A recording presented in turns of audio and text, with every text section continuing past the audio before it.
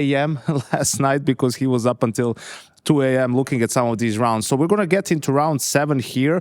I just want to preface this by saying what Eternal Fire did before this in the force buy round and in the first gun round, which were two of the most important rounds, right? If you look at the minimap, in those rounds, basically they were focused on mid. They had a set execute where 4 players would just run to camera from mid. Vicadia from outside A would smoke Temple and just flash for them. And they did that 2 times in a row, worked perfectly. I think the anti-shredded phase plays a lot of 3-2 in the sides mid to late round and leaves mid open. So what's the adjustment for Major following the last time this round worked? We see the opening here. First of all, the utility towards the B bomb site. 2 smokes instantly, the lurk smoke and the smoke for connector. Then he adds 1 more from himself. So at this point, he's simulating a sort of a B pop, right? Like we threw some initial utility. Now we want to go. You spend 3 smokes on that bomb site. Look at the reaction from FaZe.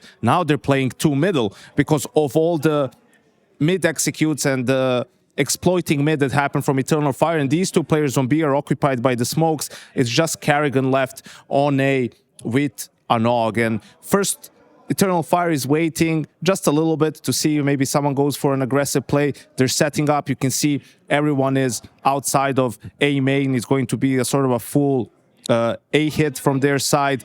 FaZe still occupied on mid, right? Trying to make some sort of a play, and Eternal Fire just pounces. 2 smokes, Molotovs, get the entry kill on Major, and that's another round done and dusted. And there was a lot of these rounds where Eternal Fire just being 1 step ahead in terms of the execute, finding 1 kill and sort of shutting down the bomb site, keeping FaZe completely locked out, and it was just